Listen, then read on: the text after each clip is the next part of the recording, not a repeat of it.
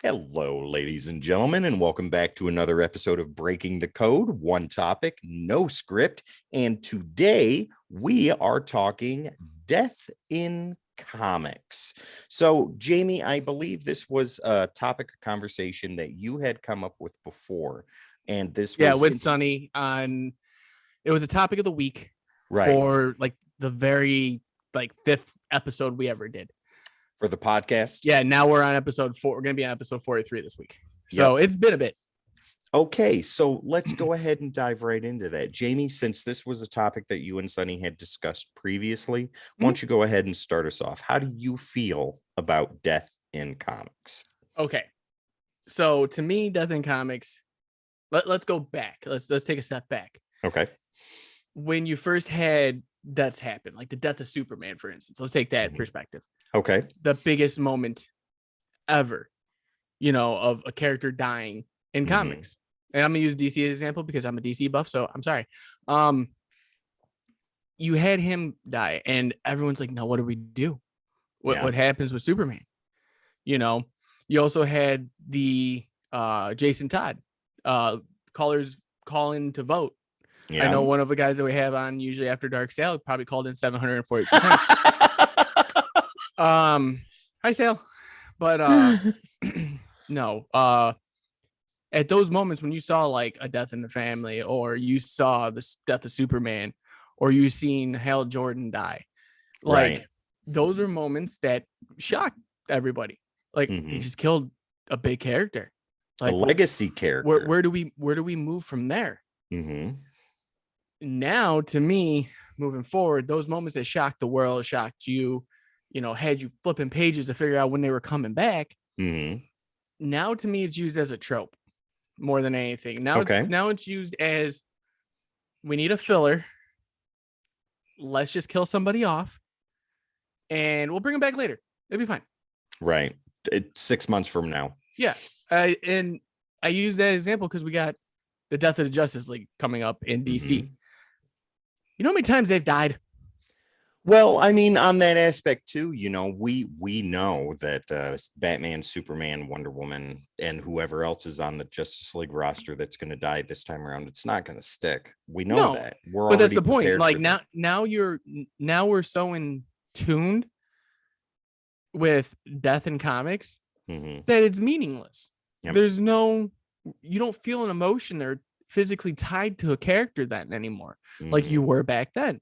And that's one thing I feel like they overutilize now. Like you look at everyone's favorite comic, Heroes in Crisis, right? And you see how Roy Harper's dead. Spoiler, it's been years. He was popping back up in the back issues of comics, like walking through towns and stuff. Well, Jason Todd's losing his mind because he just lost his best friend, and Wally West is having an identity crisis in his own mind because he just killed one of his friends. Wow. And then he's back, and for a short stint in the Infinite run, he had the Black Lantern ring because it brought him back. Or he's so used to how they put it. Joshua Williams wrote it. He basically said that you're so used to death, you might as well harness it. Okay. Let me go ahead and throw my point of view in here. So I'm going to take a little bit of what we were talking about off air. Okay. About not legacy characters, but characters that are tied to legacy characters, meaning they're intertwined into the core of what the character is and what they stand for. So top examples, Uncle Ben with Spider-Man, right?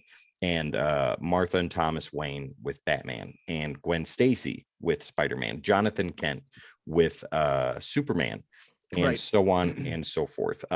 Kyle Rayner's girlfriend, Alex. Yeah.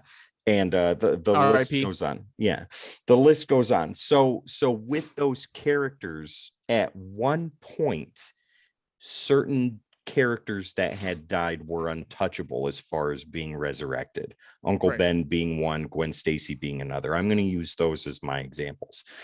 Even Peter's parents. Let's take that too. So Uncle Ben in the 616, as far as I am aware, and correct me if I'm wrong in the chat, or Jamie, if you know different, let me know. Okay. Uncle Ben, excuse me, Uncle Ben in the 616 has not been resurrected. And that death has stayed permanent. Gwen Stacy, on the other hand, maybe in the 616 she hasn't been resurrected, but Gwen Stacy from an alternate timeline has been pulled in, and now you have Spider-Gwen. So that goes back to what you were saying before about her death being meaningless, right? In a sense, right? And not meaningless as far as, well, like the detachment from emotion about the death of the character. Yeah, like when Uncle Ben died, it hit you and also hit Peter. Right. So you got the same emotion coming at you, as Peter did, but you don't have that. You don't have that grasp on it anymore. Now, anytime he gets close to somebody, he's got to worry about them dying, and then they come back, though. Yeah. So, as I was saying kind of earlier to that, the only time I ever felt like deaths in comics meant something as, like, let's just say modern. Let's take the 2000s to now. Okay, 2000 to now. The only time I felt like it was the actual particular take on it was Blackest Night, because everyone was gone. Everyone was dead. Those black rings brought everyone back to life. We had Brightest Day. There was a reason for that, though, and it wasn't so much a resurrection of those dead characters. It was those zombified characters, I guess is the best way to put it.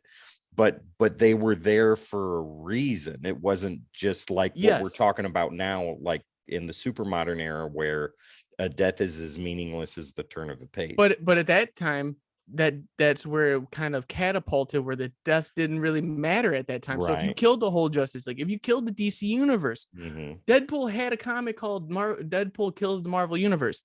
But the point is that at that point, everyone was gone. You knew they were coming back, but in the core of things, how well are you going to write that to bring them back now? How are you going to entice me to make me believe and make me spend my money on these books to bring me in to how these guys come back? Because I can go buy an arc right now. Someone's probably dead, and then by the end of the arc, they're back.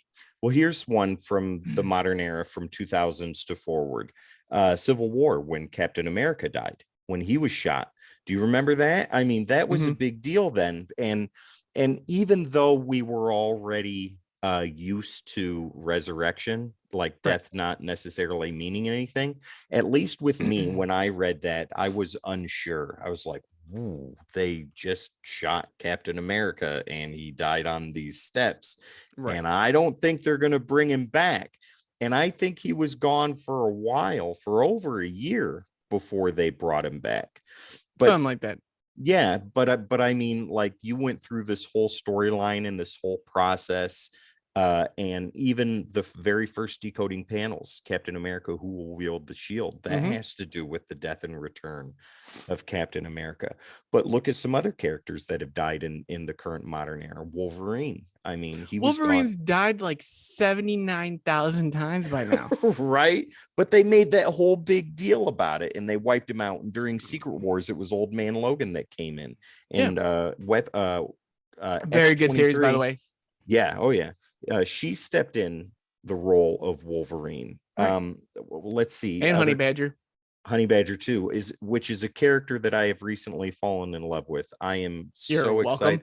Right. I am so excited about everything that I've seen her in so far, and I want to find more. She seems like a very unique character. But take a look at Johnny Storm with the Fantastic Four when he was killed. I've got a comic book over here for Fantastic Four that is called The Death of the Invisible Woman. Got casket. That's the on What the If, isn't it? No, that's in Fantastic Four. I think that's canon. Okay. I'll have to dig through it again. But or Iceman or Colossus, when they were killed, I mean, their deaths didn't last very long either. Exactly. Yeah. Well, here's the thing, though. Like, I think they're starting to realize that people are using that as a means of their writing to get to the next arc. And one person I have the most up respect for right now, well, in the past 3-4 years, 5, we'll say 5, is Hickman. Hickman took the X-Men and went, I'm tired of these characters dying. I'm tired of them meaning nothing when they die. So why don't we just have them come back automatically. Like, there's no point in killing them anymore. Right. And to your point with Wolverine, even before that, they had the death of Wolverine. They made this huge event out of it. Yeah. That led to nothing. I think he was gone total 2 years before they brought him back. I think that's the longest stint in the modern era as far as a character's death goes, right? Am I right in that or wrong?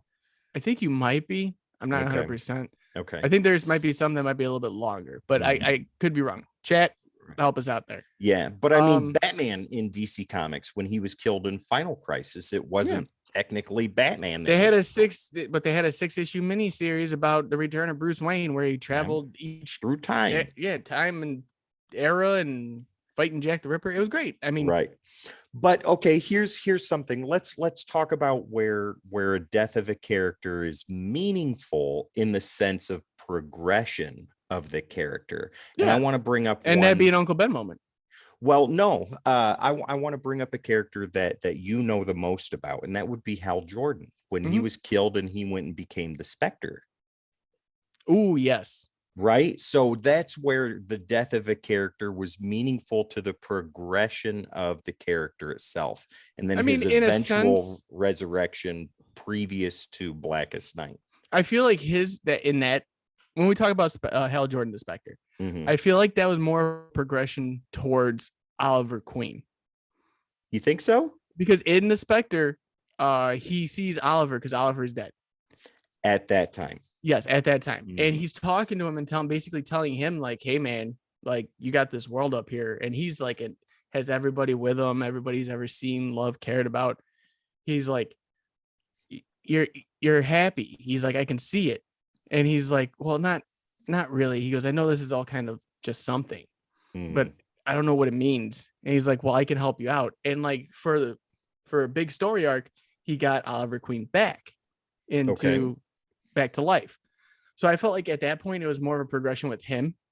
And his push for Oliver Queen to come back, and no one understood why he was back. He was just back. Well, I mean, because in comics continuity, Hal and Oliver are best friends. Oh yeah. Yeah, of course.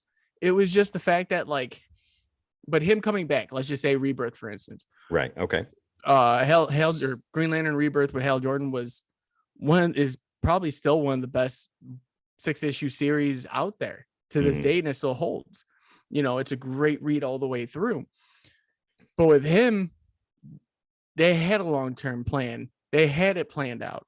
Right. They didn't just say, hey, we're gonna kill him here, we're gonna bring him back here.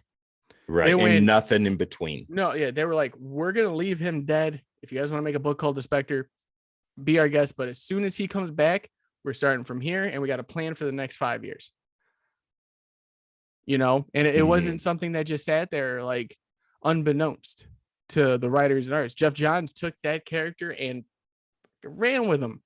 Here's something that Sal in the chat had to say. The Heroes Reborn era. The old characters are not dead. They're just in a pocket universe.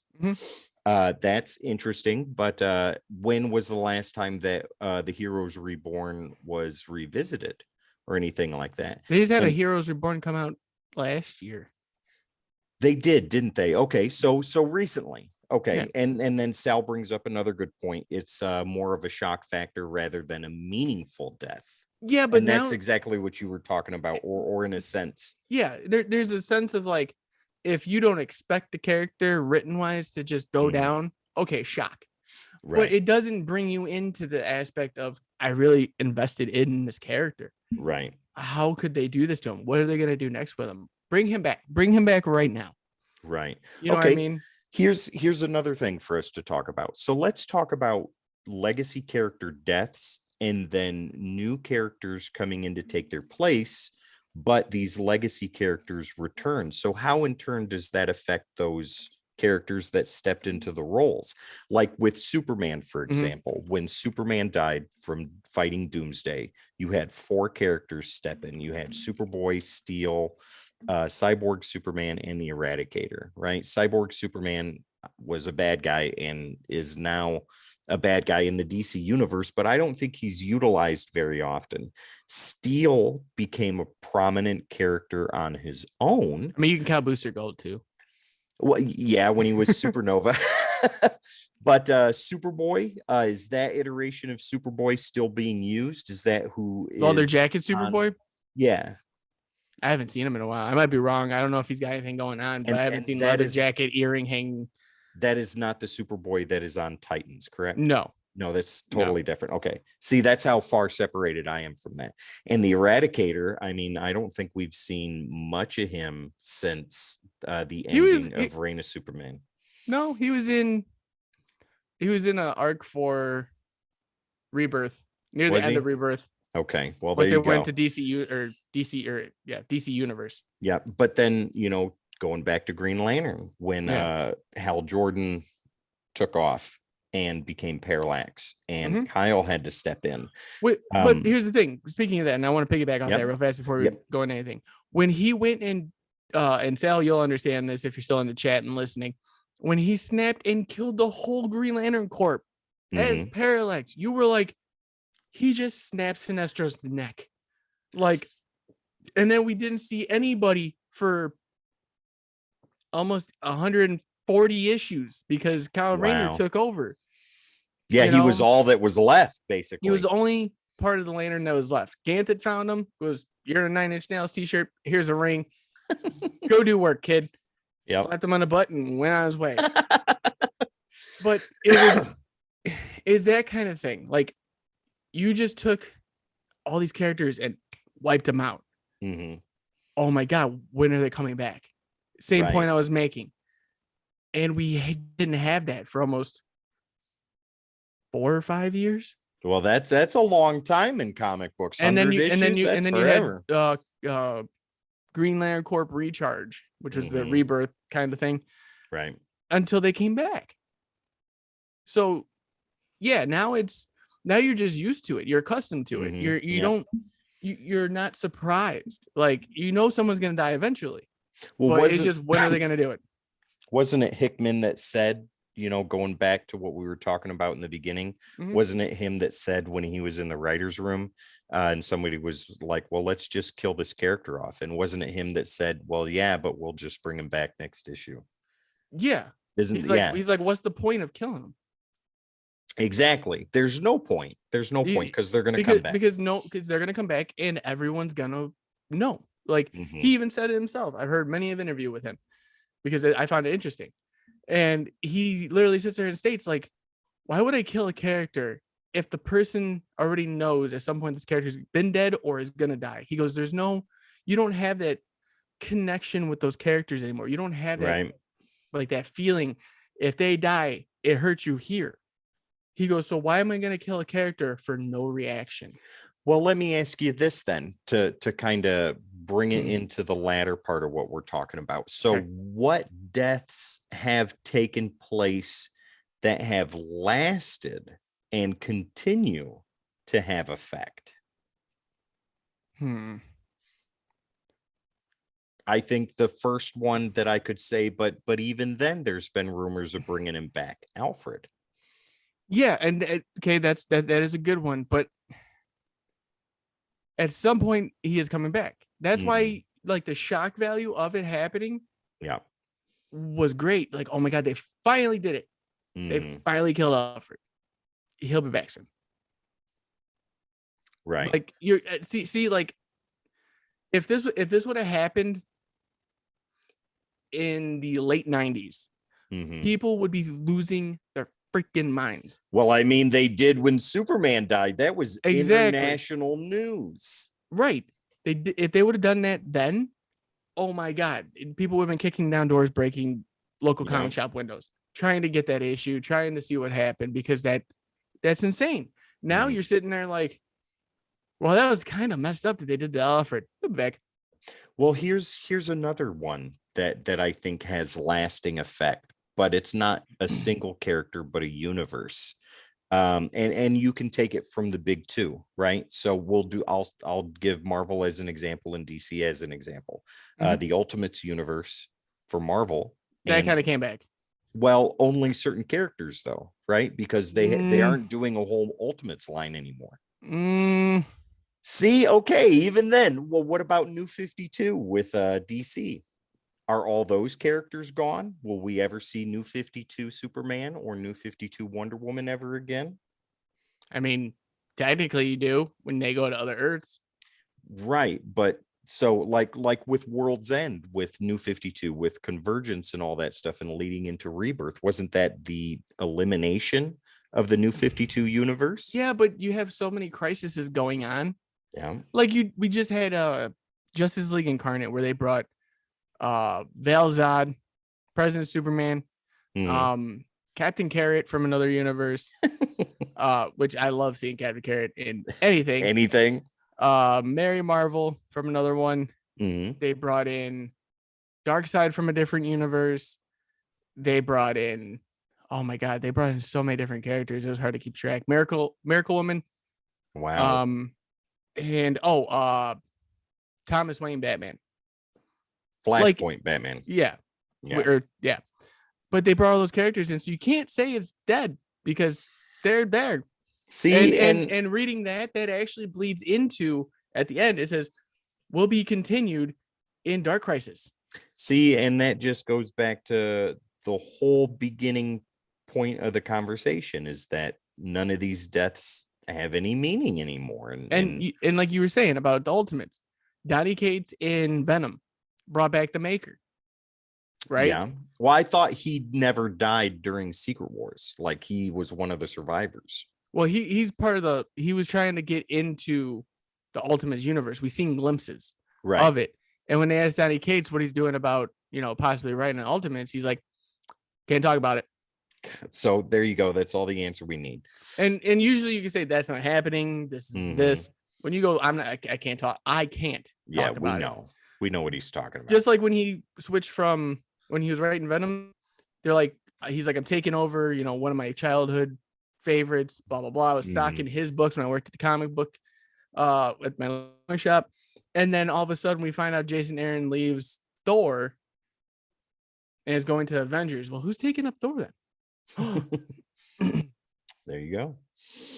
Well, okay. So I think it's safe to say that we agree as far as like death in comics go, where it's a not at all, where it's a detachment from emotion, and the deaths themselves are meaningless, and even the characters we think may or could or should be gone for a permanent amount of time aren't after all. Right. So yeah, I think I vote Damian Wayne next. There you go. All right, Jamie, before we get out of here with this episode of Breaking the Code, you got anything to say to our wonderful audience that's watching right now? As always, guys, be kind to one another. You guys never know what anyone's going through out there. Even helping somebody out and just making them smile could change their day. So always be kind. Nextly, which I think is a word, guys, every follow is helping right now. Every subscribe, build our community. Guys, we have a great one going on right now. We have a chat going every day here on Twitch. We got great feedback on YouTube where you can find all of our videos edited to your needs and a lot of other different content other than here on Twitch. So go check that out as well. TikTok's gonna be booming. Go check us out on that. And guys, as always, I'll see you in the next one. Right on, guys. And don't forget to find us on all the socials: Facebook, Instagram, Twitter, over on YouTube, right here on Twitch, on TikTok, and on Discord. All you got to do is type in the Codex Station, and that is where you will find us. Here on Twitch, we are live every Wednesday at 6:30 Eastern, 5:30 Central for the podcast. We are live on Fridays for Breaking the Code, and we are live on Saturdays for Codex After Dark. So if you are not following us on Twitch, you definitely need to. And if you're not subscribed to us on YouTube, if you're watching us there now, by all means, go ahead and hit that subscribe button here in about 2 seconds. Once again, guys, my name is Tim. This wonderful guy over here is Jamie. This is Breaking the Code. We are the Codex Station, and we will see you next time.